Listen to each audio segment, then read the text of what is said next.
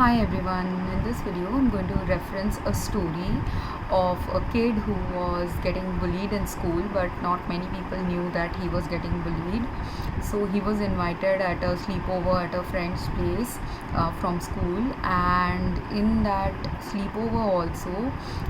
the other kids possibly may or may not have bullied him, because that's not mentioned in the story. But in the middle of the night, that kid who was being bullied at school started crying a lot, and the person who had invited him over for the sleepover started talking to him. And this other kid was so distraught, and possibly because he had been bullied so much in school, and that day being accepted by this other kid for the sleepover might have given him some guiding light towards his own worth and value. Because when you are repeatedly bullied by people, you start losing your self-confidence and start losing the understanding of why people are isolating you. Because when bullying happens, a lot of social isolation also goes along with it, because even if other people see you getting bullied somewhere, they don't stand up for you. So which is where it becomes a distressful event, because bullying by itself may not be as distressful as the fact that no one is supporting you or showing support towards you. Because all of us being creatures of connectedness, we have come on earth with so many people existing at the same time on the same earth as us, so that we can be seen by someone, understood by someone, be connected emotionally with someone, be friends with someone, be good level of friendship should be there with someone, good level of humane connections should be there in our life. But unfortunately, many people do not get that always in their life, and can end up getting bullied. At the time they start feeling devalued and disrespected, as well as isolated and abandoned, because no one is standing up for you. And because every time even a negative experience like bullying is occurring in someone's life, it is just a place for someone to witness your humanity and for someone to stand up for you, which is what this other boy who had invited this 9-year kid getting bullied was doing. When the other boy started listening to his friend, and when the friend couldn't stop crying, his parents were called. And then later on, because his parents had no idea that he was getting bullied, the parents did eventually complain to the school, and ended up the school also being fairer, more involved in the kid's life, or being more socially responsible, did take up the matter of the bullying seriously enough to get the kids who were bullying this child get thrown out of the school. Which unfortunately, sometimes if the kids who are doing the bullying come from rich and privileged families or more socially stable families, sometimes this kind of conscientious decision doesn't happen from the school administration, and sometimes the kids bullying can continue. In those cases, I would suggest, if the parents know that the kid is getting bullied in a particular school, it would be better if the parents could, if the school is also not taking the right decisions to stop the bullying, or maybe the school did try some initiatives to stop the bullying but it wasn't effective, then in such situations it is safer if the kid gets to go to a different school than continue in a school where this kid is not valued for who they are. And this is where people don't understand usually the value of the negative experiences of their life. Because in the negative experience of this kid's life, that he wasn't understanding was, first, that he needed to understand his own self-worth. He needed to also understand that when something is happening that is really not possible for him to handle it by himself, he needs to talk about these things with his other friends or his parents, which he wasn't doing until this night when he was invited at a sleepover. So the more he prolonged his bullying, the more he endured something that he shouldn't have endured, because even though religion and many teachings teach us that we should endure certain things, we should tolerate and forgive certain behaviors, there's always a limit to when you have to say that this has to stop. And that night, luckily, good for him that he managed to cry out and show his emotions to his friend. Otherwise his friend wouldn't have understood this was going on, his parents wouldn't have understood this was going on, and the school also wouldn't have understood this was going on. And each of them understood this was going on because each of them had the capacity to understand it. And not only did they have the capacity to understand it, they made the right decision. If the friend hadn't called this guy's parents and just secretly hid his friend crying, then his parents would never have understood this, because this guy, being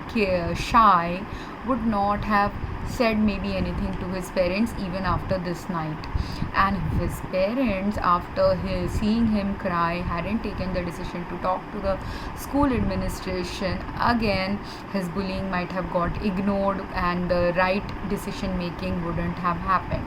And likewise, if the school administration had ignored, again the same thing would have happened. And which is what happens to many kids who end up committing suicide because of bullying, when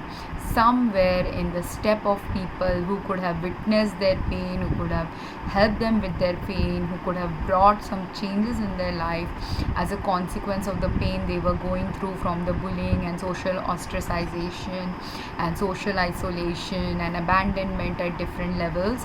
All of these, if no one could have done the right decision like it happened in this story, then what would have happened is those kids continue feeling isolated, continue get abandoned, continue having a life experiences where no one is witnessing their pain, because this other boy who had invited him to the party knew this kid was getting bullied. And even then he invited the kid, because he could have also decided that everyone is bullying him and isolating him, I will also continue isolating the kid. But his friend chose not to do that. So the friend was seeing and witnessing some of it is of his pain and betrayal, trauma of the kid who was getting bullied, and the friend was willing to ignore the social isolation that was going on with that kid. Likewise, his parents also could have observed his distraught behavior at home or unusual behavior, because no kid who's getting bullied continuously in school is going to not show any signs and symptoms of when that bullying is happening to them. But unfortunately, there are many parents who are unmindful, uncaring, busy with their own troubles in life, and forget that they have been given a kid in their life for a particular purpose. And one of the purposes of having a kid in their life is to show up as a protector to that kid, show up as a empathizer, emotional empathizer for the kid's pain. So that's why the kid has a parent, a mother and a father. Now the mother could be the protector and the father can be the emotional empathizer, or vice versa, or both could share the roles jointly. But whatever the parents had the capacity to show up in this kid's life as, if they failed to show up in his life as what they were meant to be for him, that's why his bullying continued for so long. Luckily, when they did get the inkling that he was getting bullied, they did the right steps. So even though they were unaware until that day what was going on, they were unmindful what was going on, they finally took the steps. But is this where the parents' job ends? No. The child being bullied, sometimes now some of these comments are saying that he needs to go to therapy and other things. Yes, maybe the child needs to go to therapy, but more than the child needing therapy, the parents need to become more socially aware about the unsafety that can be in the world when a child is there out in the world. And many parents are not aware about it. They read things in the news, they see other kids getting bullied and committing suicide, they read other social media memes about such kind of things, But despite being aware about what goes on in the world, many parents are sometimes live in denial or cluelessness that such kind of experiences can also occur in their own child's life. So them ignoring the bullying until now, or ignoring the symptoms and signs of what happened to this child for the number of days and years he might have been bullied, if they have got this wake up call, they are the ones who actually need therapy and education or life coach related teachings to understand how they are feeling as a parent, or if after having failed as a parent for a few months or a few years, when they ignore their own child's pain, do they have the courage to now not ignore that child's pain, not simply by taking him to a therapist for the bullying, or simply by what they have already done. That is great, that what they have done so far, if they have complained to the school authorities, but after that complaining also a lot more needs to be done. You have to become more mindful about whether in future the kid gets bullied or not, whether other unsafe things you are doing with your kids, like taking the kid along and in unsafe places with unsafe people in your life who are not who might have predatory tendencies, because this is another gray zone of humanity in this modern world, where people sometimes because this bullying is just a warning symptom of what is going to happen to this kid, because if a kid is soft, if a kid is gentle, if a kid is nice, if a kid is polite, and he is being set up in a school where other people are not like this, do you think in a school where there are bullies exist, their parents are going to be any different? No, their parents are also going to be this kind of people. So where are you living? In which neighborhood are you living? Are you living in a safe neighborhood for your child if these kind of bullying people exist in this neighborhood? Even if you are living in a safe neighborhood and there's only maybe 1% of the population who have this distressful antisocial personalities, why do they have these antisocial personalities? So depending on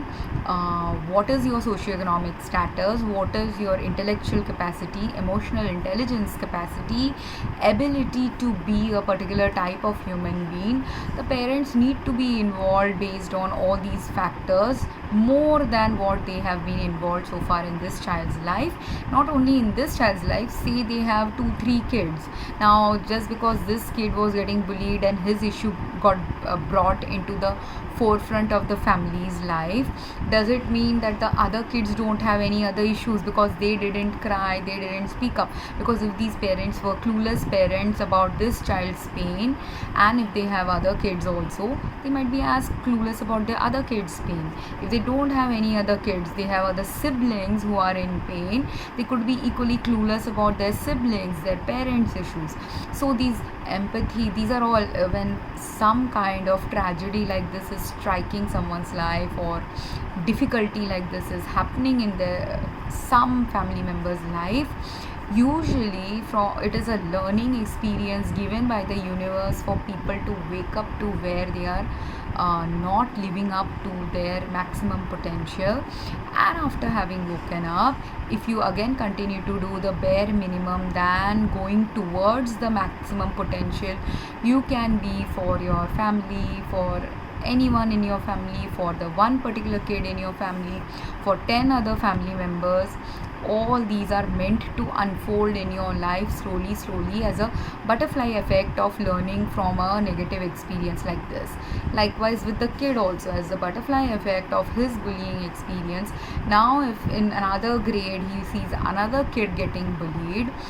is he going to help that other kid? Is he going to be a better friend to other people? That is another life experience that could unfold for this kid. Or if he is rude to his siblings and other family, can he understand and develop empathy and compassion for other family and other siblings, other friends in his social life, where he may not have exactly been bullying them, but he might have been ignoring the pain of some other child also? Because these are all the reasons why one faces a particular negative experience in their life, and each of these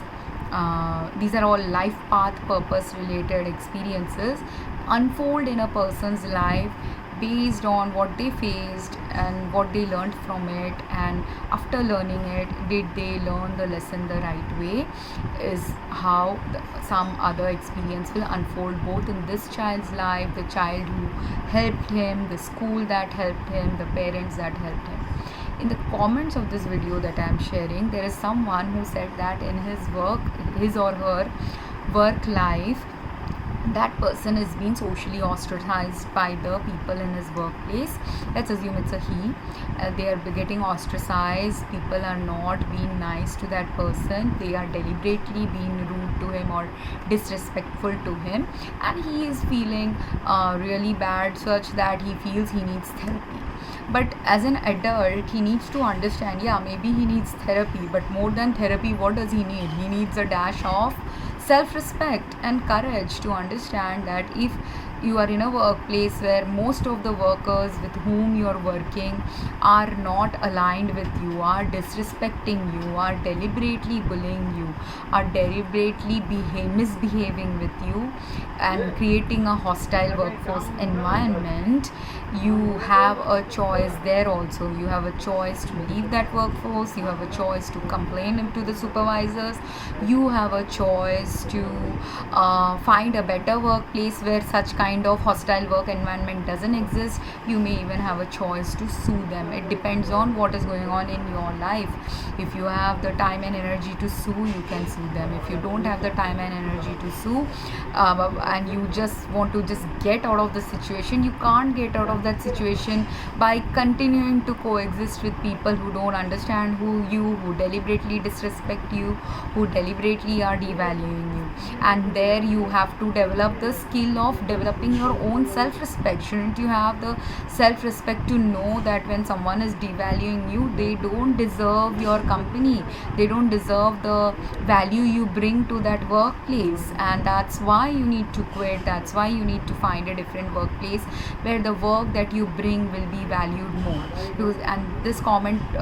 came to me because this happened to me in one of my workplaces, where many of the people whom I was working for, those who were the same level colleague or slightly higher in level position in the company as me, intellectually or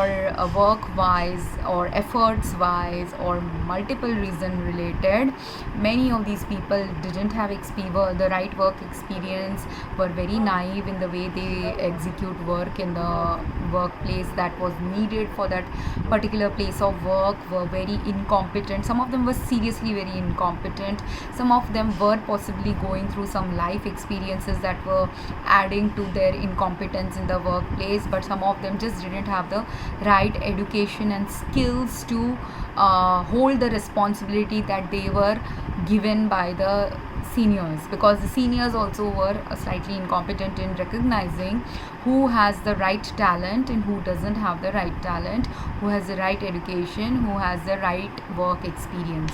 So I was completely getting, even though the work was for me very easy to do work, I was getting so devalued at that workplace. I felt that even the amount of pay I was getting for that work was not enough pay to just continue in a workplace where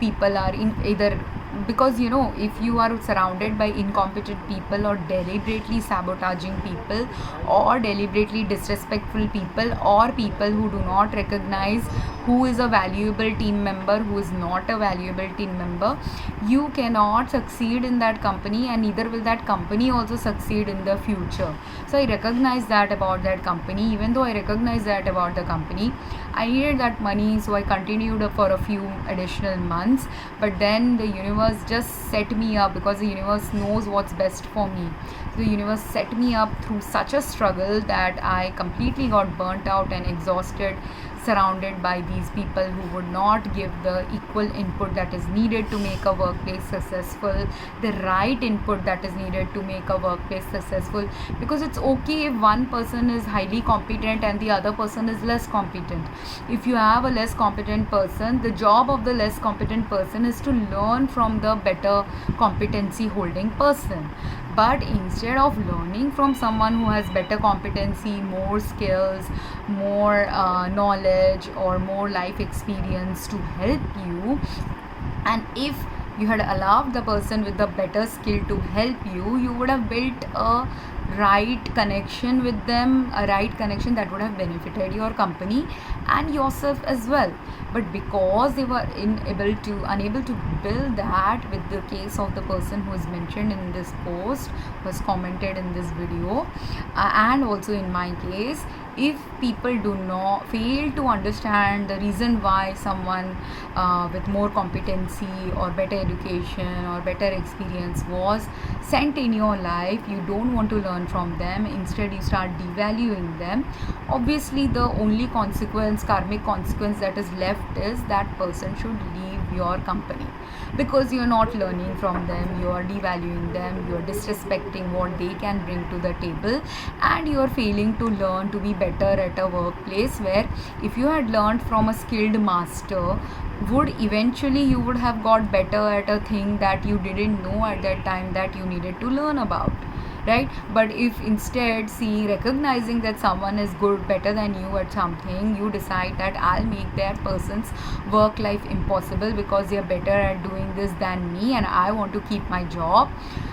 keep your job, but then that job also will not exist after a while if all the competent employees leave that company. Secondly, even if that job continues to exist for a while because there are still some other competent people in the company,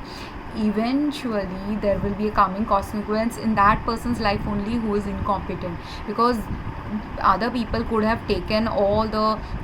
responsibility and done the good work needed to be done in a particular company, but eventually whoever has been carrying their workload for them,